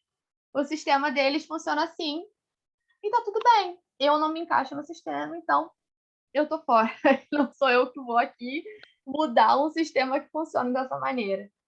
A enfermagem não tem pensamento crítico. Ninguém critica nada, eles aceitam. Se o médico prescreveu, eles aceitam. Se o médico falou que é assim, eu tive um paciente que ele estava com uma saturação de 95%. Ele estava bem. O médico cismou que ele tinha que receber oxigênio. Eu falei, não, eu não vou dar oxigênio, porque ele tá bem. Ele não precisa de oxigênio. E eu falei, eu não vou dar. Ele tá bem. O médico, não sei porque ele fez isso. Ele era novo, inexperiente, né? Não sei. E aí a outra enfermeira falou assim, então eu vou dar. Eu falei, então você dá, você documenta. Eu, Liane, não vou dar, porque esse paciente não precisa. E não é porque um médico falou que eu vou acatar, né? Até porque eu não sou subordinada do médico. Eu sou uma enfermeira e eu tenho consciência e capacidade de fazer uma crítica a uma prescrição que está nitidamente errada. Só que eles não aprendem dessa maneira. Então, como eles não aprendem dessa maneira, a enfermagem não ganha espaço para atuar em outros setores que não sejam hospitalar e beira-leito. Então, a gente vê que a atenção primária lá é o médico que vai estar lá no consultório, que você vai até ele e vai chegar para ele. Na maioria das vezes, só se vai no médico quando você quer um atestado médico. né? Eu quero um atestado médico porque eu estou com um tal problema. Então, eu vou no médico. Mas não se vai no médico só por ir, eu quero fazer um controle. Eu sou nova, eu queria fazer um exame tal, eu queria fazer uma transvaginal, eu queria fazer um Papa Nicolau. As pessoas realmente só vão quando elas têm algum problema. E eu queria saber se vocês têm alguma pergunta. Eu não tinha muito o que falar, né? Porque eu não tenho uma pesquisa como o Brian tem. Na verdade, eu só vim aqui compartilhar a minha experiência e fazer essa leve crítica ao sistema de saúde alemão, onde a enfermagem não tem muito espaço. E se vocês quiserem saber aí qualquer coisa, eu posso responder. Muito obrigado, Liane. Assim, foi muito boa a sua contribuição, assim. É muito legal ver o quanto é diferente, né? E até dá um pouco de medo de como... Eu não tinha ideia de que era assim. Eu acho que muita gente aqui no chat está surpresa. Colocaram algumas perguntas, eu vou ler. E não... você tem... Eu acho que isso aí dá uma grande pesquisa, assim, de verdade. Eu acho que...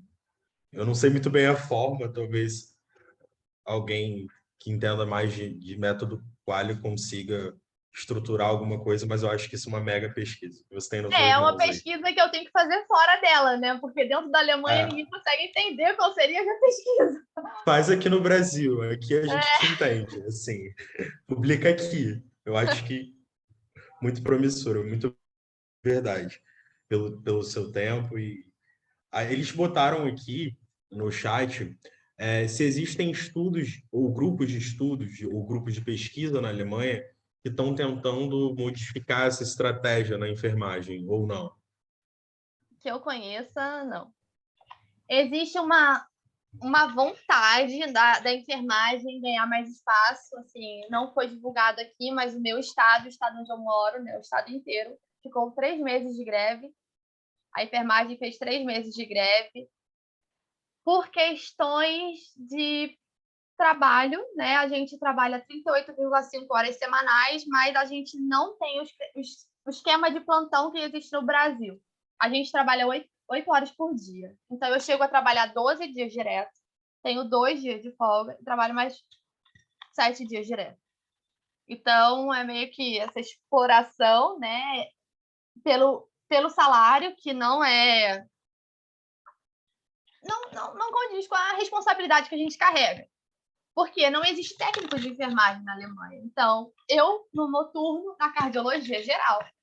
Sim, não fico em paz, mas eu fico com 28 pacientes monitorizados. Sou eu, sozinha, para 28, no noturno.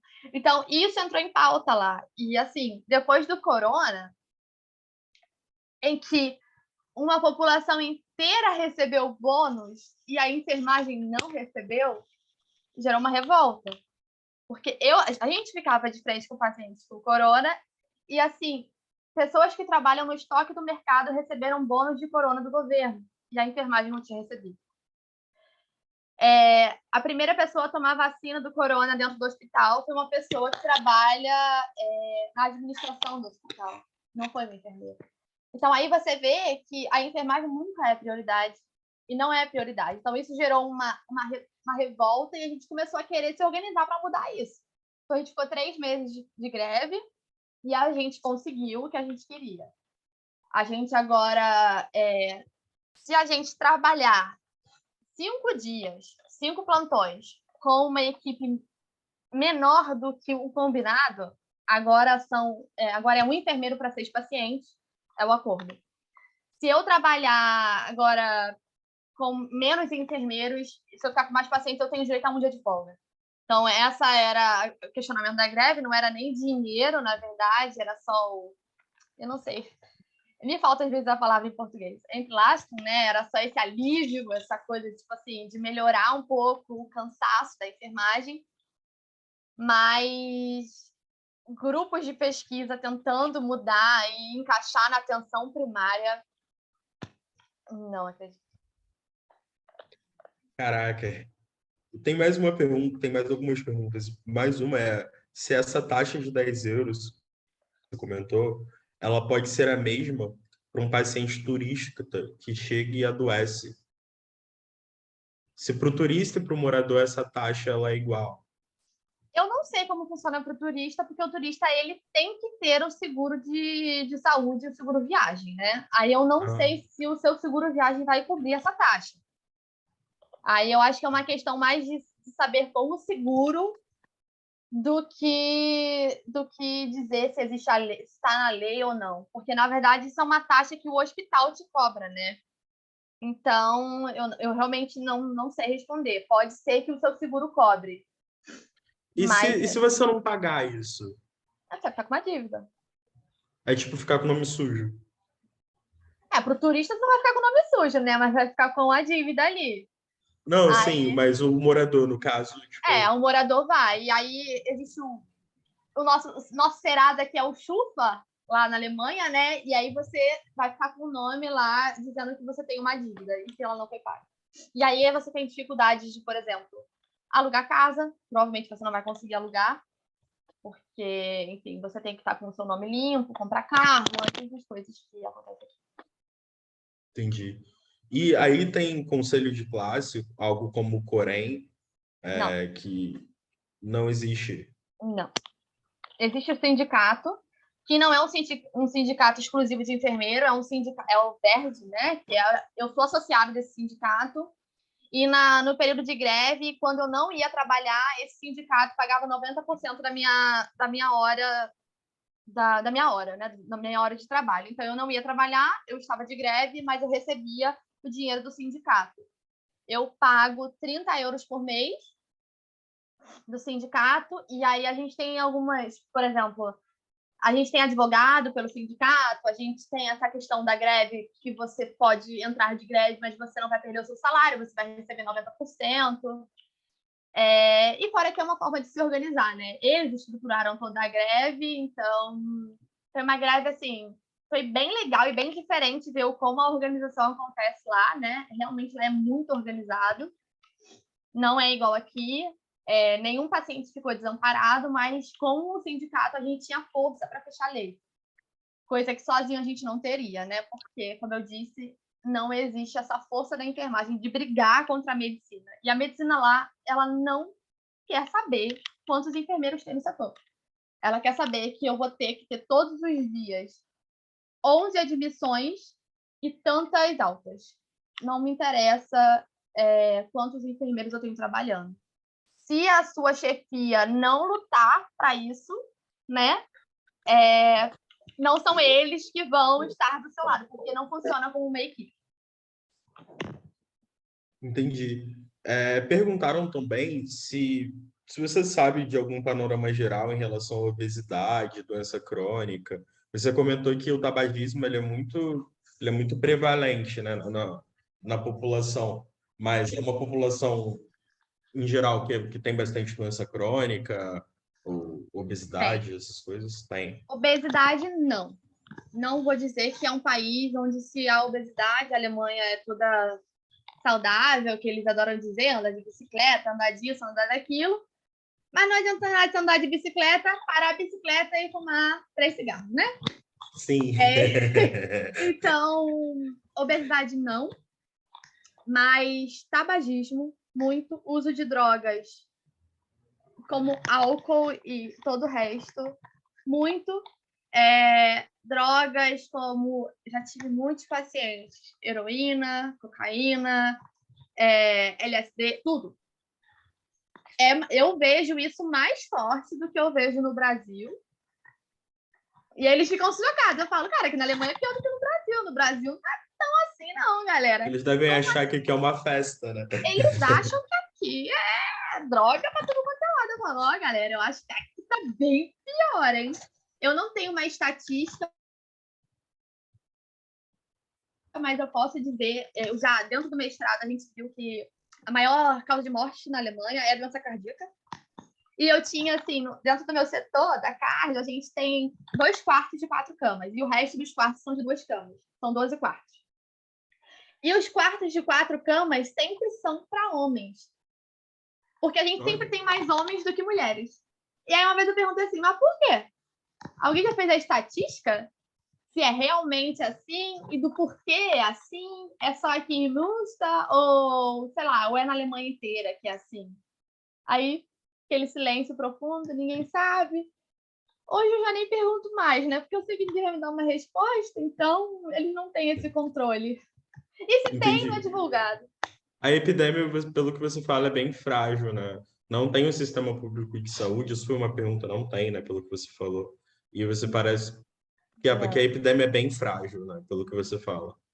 Assim, a epidemia da Alemanha vem pelo Robert Koch, né? Que é um instituto mega renomado e tal. Aí dentro da Sociedade Alemã de Saúde Pública, eu assisti algumas reuniões, né? Alguns brainstorm deles lá, do Robert Koch com a Sociedade Alemã. E eu falei, cara, como? Como que esse instituto funciona assim? É assim, é reunião para reunir e resolver nada. Eles não têm, eles não. Eu realmente eu tentava entender, isso me irritou muito. Isso foi o motivo pelo qual eu saí do mestrado, porque dentro da sociedade alemã eu fiquei responsável para fazer uma pesquisa sobre os associados. E assim, quem são esses associados?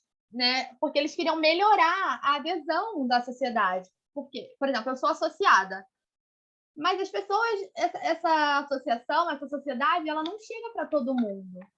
E aí a gente queria melhorar isso. Eu falei, bom, se a gente quer melhorar alguma coisa, se a gente quer ganhar associados, eu preciso saber quem são os meus associados. Né? Não adianta, eu tenho que fazer o mínimo. O mínimo é saber quem são. E aí a pessoa que trabalhava comigo falou assim, não, Liane, então faz aí o questionário. Fiz o questionário, o survey, né?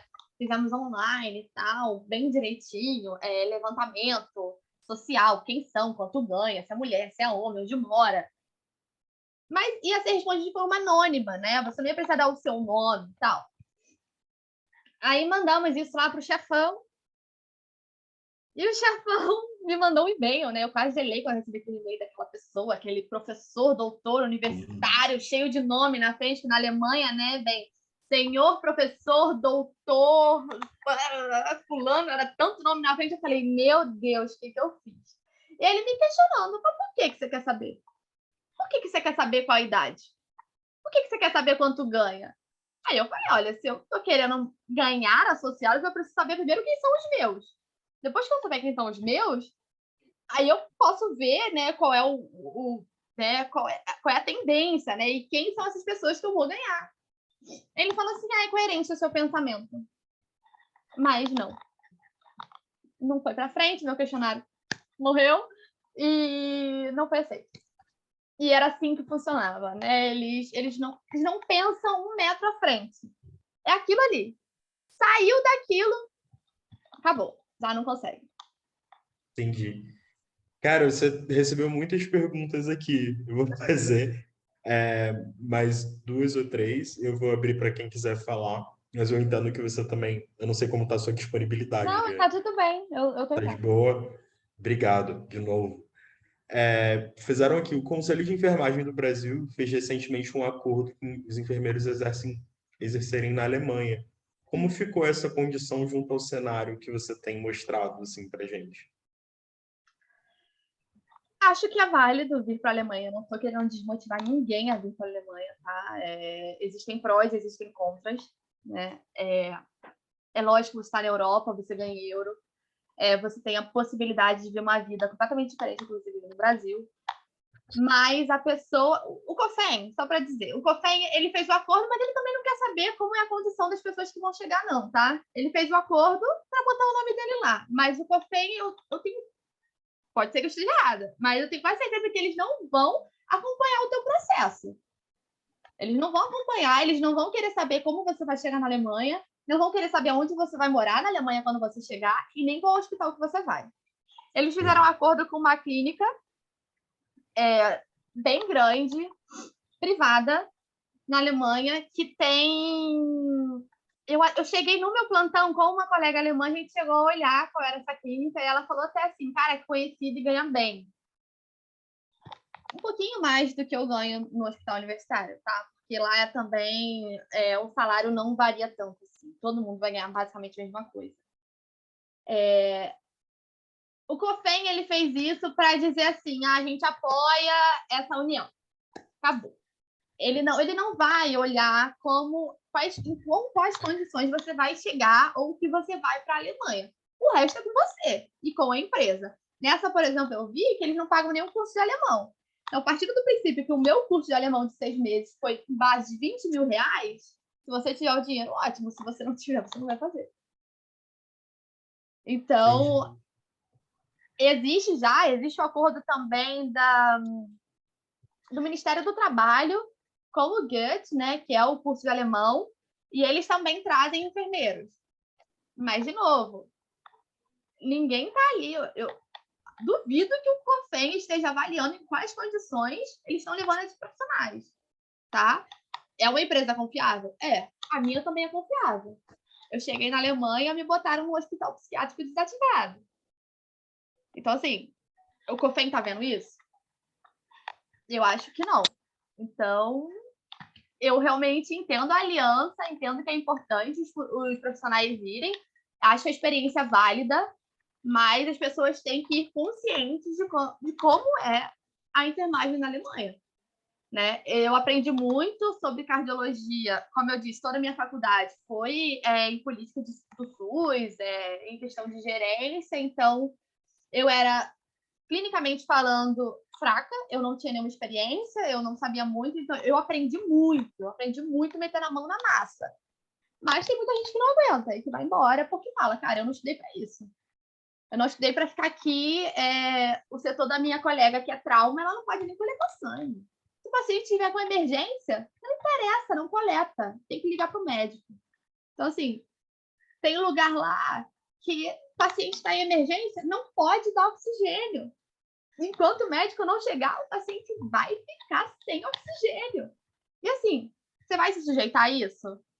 Existem setores e setores. No meu setor, a gente tem uma grande autonomia, né, comparada a tudo. A gente colhe sangue, a gente atua...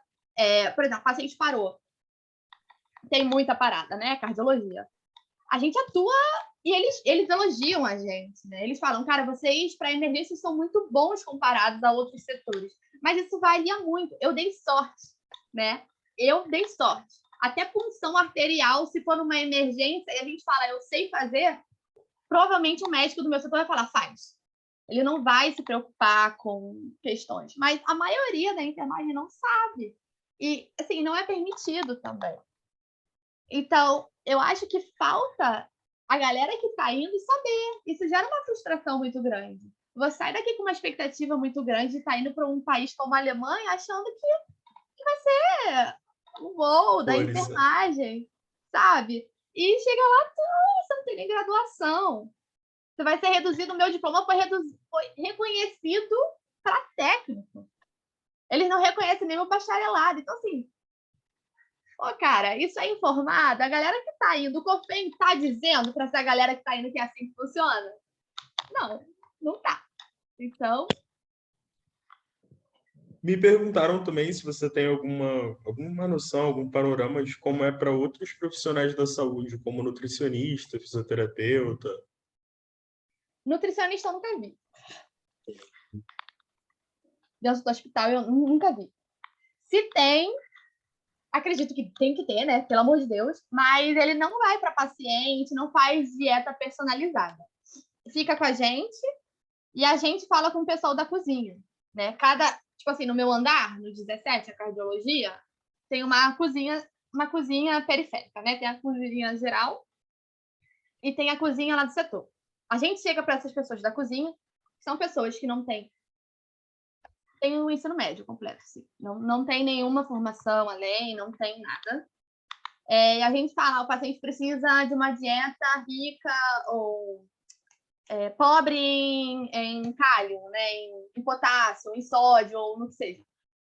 Aí a pessoa vai lá e faz, né? Mas não vai uma nutricionista fazer a dieta. Não, eu nunca vi uma nutricionista, na verdade. Nunca vi. Fisioterapeuta existe.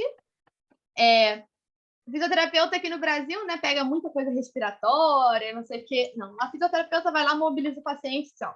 deu uma volta no setor, tô indo, próximo, né? Não, é isso, eles não fazem nada além disso.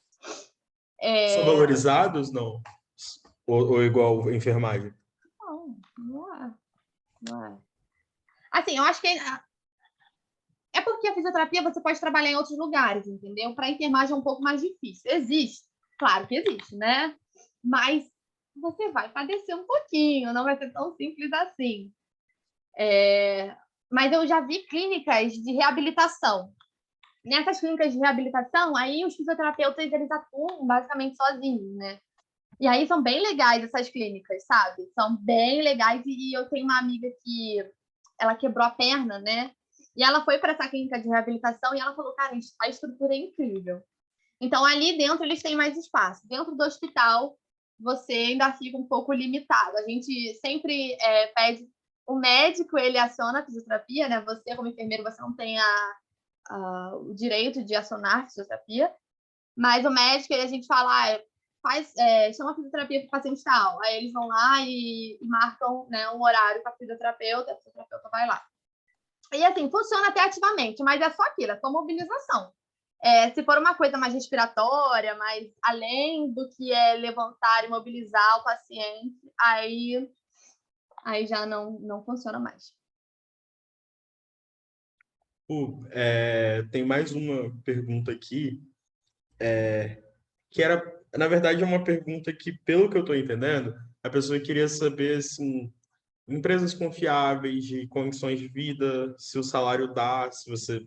Não precisa falar o seu salário, mas uma média de salário da enfermagem, e o quanto isso corresponde no custo de vida, e falar um pouquinho das especializações também, de como é a possibilidade de progressão.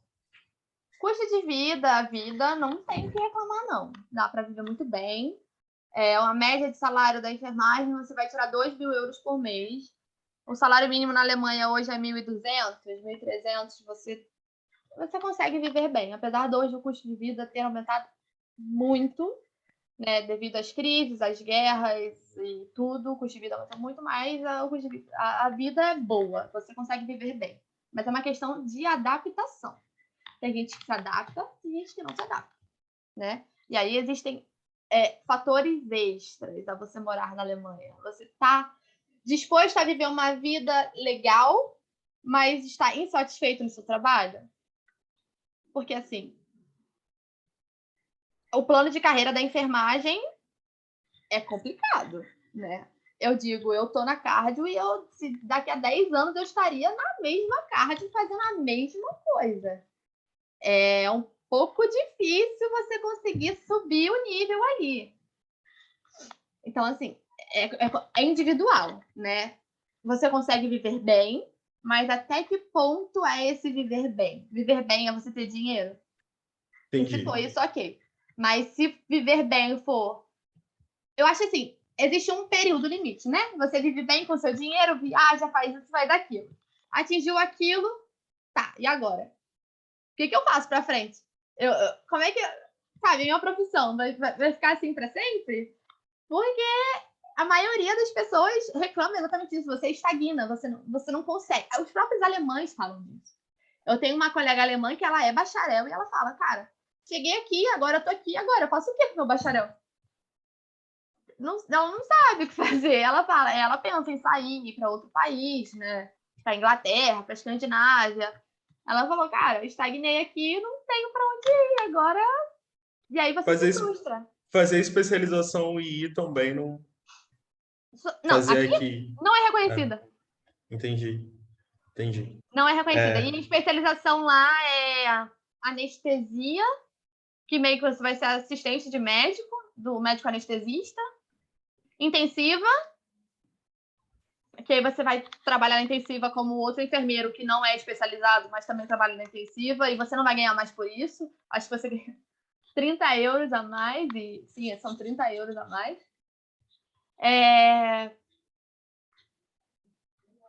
E só. Assim, não tem muita especialização de enfermagem. E criança, né? Se você trabalhar com NEL. Aí você também tem uma especialização à parte. E mestrado e doutorado, tem essa oportunidade? existe mestrado e doutorado, não dentro da enfermagem, mas multidisciplinar. Se você tiver o bacharel, como eu tinha, aí você pode fazer, né? Porque aí a universidade vai olhar o teu bacharel e você vai poder fazer. Mas não é focado na enfermagem. Não existe, por exemplo, a minha pesquisa eu gostaria que fosse dentro da área da enfermagem. Aí eles já não sabiam mais o que fazer, porque quem não sabe como funciona, né? Não tem essa estruturação, então você pode fazer numa área que seja mais à parte. E altera salário? Outro motivo do mestrado. Eu falei, cara, o que eu tô fazendo nesse mestrado? Eu vou sair daqui, eu não vou saber nem o que fazer com isso. O que eu vou fazer com o meu diploma? Eu não sei o que eu vou fazer com isso, sabe? Aí isso me frustrou, junto com a falta de incentivo do empregador, né? Não tinha nenhum incentivo, eu tinha que ir para as aulas e eu tinha que trabalhar. E eu não ganhava folga, eu não podia trocar, e aí eu tinha que faltar aula, e aí ali já começou um ciclo de eu não tô conseguindo, eu tô exausta, isso foi no primeiro período. Então eu falei, cara, não vai dar, eu vou ter que arranjar uma outra estratégia. Muito obrigado, assim, novamente, Liane, por toda a sua colaboração, de todos os seus relatos, foram muito, muito bacanas, as perguntas não param aqui. Eu gostaria de abrir para alguém que queira falar, eu dou a palavra a quem solicitar nesse momento. Se vai fazer algum comentário.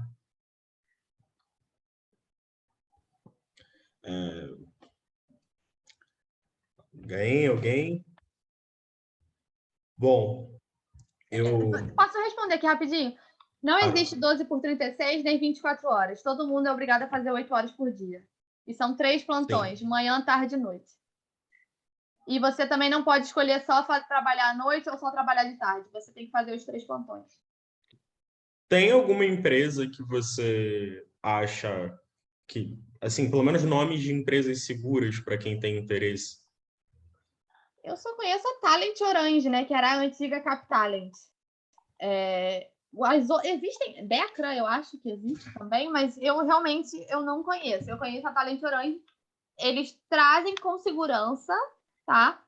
Mas é uma adaptação, né? Tem um momento que eles vão te deixar ali e é você se virando. É você se virando com o seu hospital. Então, mas cada um tem uma experiência diferente, né? A minha é um pouco pior, teve gente que foi bem melhor. Aí depende. Eu não conheço as outras empresas, só conheço a Captalent. Eu já ouvi falar dessa Decra, mas também não sei quais são as condições. E agora o esquema de folga está 6 dias de trabalho para uma folga, é isso? Não. Eu trabalho 38 horas semanais. Se eu trabalhar com a equipe menor do que o combinado, eu tenho direito a uma folga. Mas se a minha equipe estiver normal, né, com a escala normal, eu não vou ganhar folga nenhuma. Eu vou ganhar minhas 10 folgas mensais normal, do jeito que é. Eu vou dar a palavra à Bruna, que ela pediu aqui para falar. Bruna, fica à vontade. Eu não estou ouvindo. Nem eu. Pode mandar por... Tá me ouvindo? Agora eu tô. Sim. Primeiro, parabenizar, né, os palestrantes. Foi muito bom, relevante o tema, né, o assunto, foi tudo bem abordado.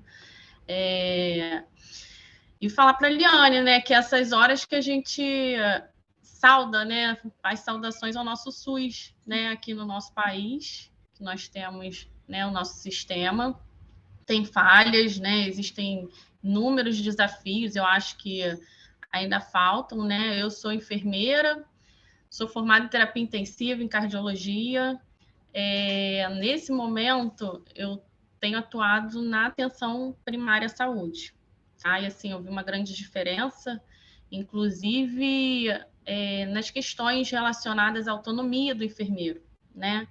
Hoje eu sou supervisora, né, de um programa médico de família na minha cidade, e o quanto é importante, né, esse convívio com os pacientes das comunidades, das regionais, de todas as regiões, né, que a gente tem, está conseguindo descentralizar mais esse cuidado, né? Então, o enfermeiro, no programa Médico de Família, realiza preventivos, nós podemos fazer prescrições de algumas medicações já protocoladas, né? A nossa realidade hoje, não sei se é igual lá na Alemanha da questão do quantitativo de médicos, né? Dentro da atenção primária. E muitas vezes o enfermeiro trabalha sozinho com a sua equipe e sem médico, né? E as coisas acontecem, né? Acontece a prevenção por meio de campanhas de vacinação, realização de preventivos, né? De exames citopatológicos. Então, assim, realmente eu fiquei não assustada, mas fiquei pensativa, né?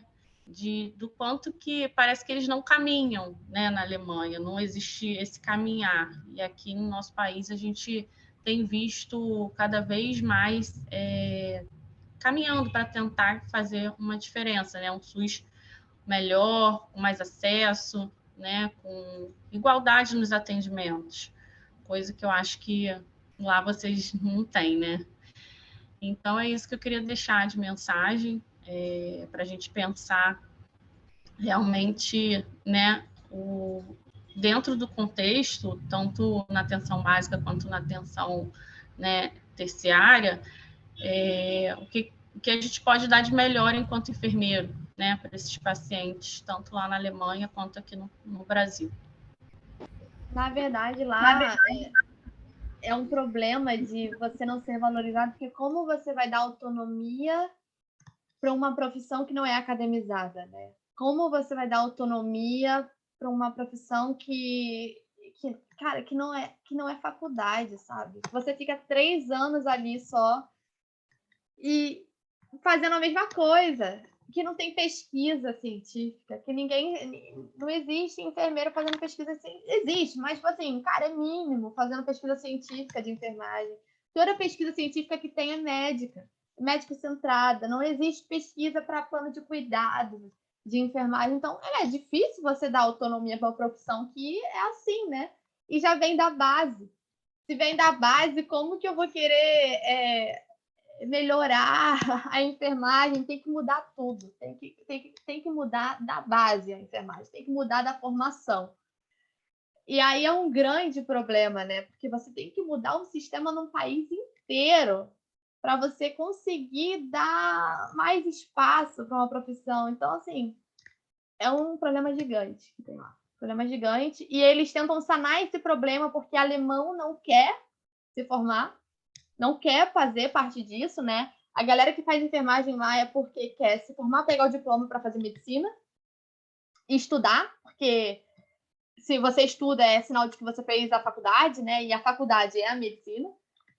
Então, quem faz é por causa disso. Então, a solução deles é trazer estrangeiro. Então, eles vão trazer estrangeiro do Vietnã, como eles trazem da Espanha, da Colômbia, do Brasil, da onde? Mas nem sei, mas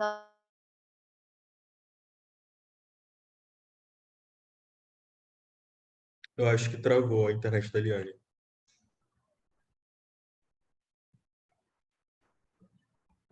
Travou mesmo ou fui eu? Sim, sim. Para mim também travou. É interessante a gente ver, né, o panorama. a gente pode falar. Eu acho que travou aqui, Eliane. Você pode repetir? Qual parte que travou? Desculpa. Quase tudo. É que eu falei que eles trazem os estrangeiros, né, de vários lugares do mundo, achando que eles vão curar o problema, né, que é estrutural. Só que se é um país com uma formação como a nossa, né, que a gente sabe a autonomia que a gente tem, que a gente sabe o que a gente pode fazer, nem todo mundo se sujeita a isso. Talvez se sujeite por um tempo, mas não vai ter continuidade. Na Alemanha, a média de trabalho de enfermeira é 6 anos. Depois de 6 anos de trabalho, eles largam a enfermagem. Isso é dado. Isso é pesquisa lá. Os enfermeiros, depois de 6 anos, eles largam a profissão e vão trabalhar com qualquer outra coisa. Mas eles saem da enfermagem. E aí eles acham que trazendo o enfermeiro de fora vai ficar tudo bem. E vocês conseguem acumular mais de um emprego? Não, porque é proibido. Entendi. Contrato exclusivo. Entendi.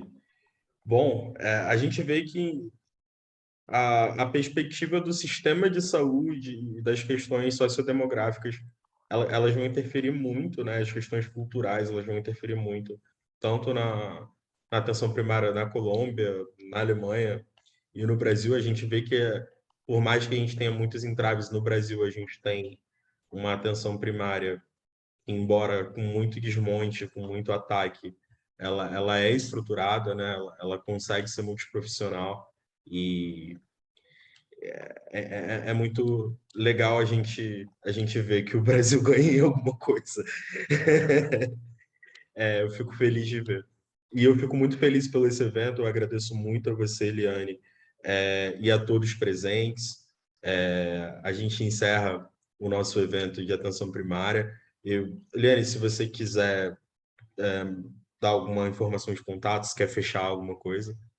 Não, se alguém quiser falar comigo, pode falar. Eu tô disponível aí, meu Instagram e o meu e-mail, para se alguém tiver alguma dúvida ou quiser saber alguma coisa, pode falar comigo. Beleza, vamos tirar uma foto todo mundo, ligar as câmeras e a gente tira aquela foto de finalização. Professor Fernando, gostaria de falar alguma coisa?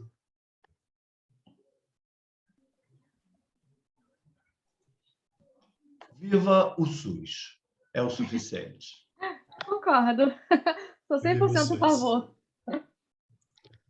Viva o SUS. Então, vamos tirar a nossa foto. Alguém que é bom nisso, de tirar esse print e botar lá no grupo? Eu não sou. Tira essa tela que está de PowerPoint, que aí abre para tudo. Isso, eu acho que a Eliane tem que tirar.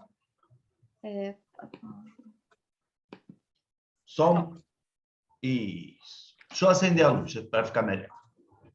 Isso.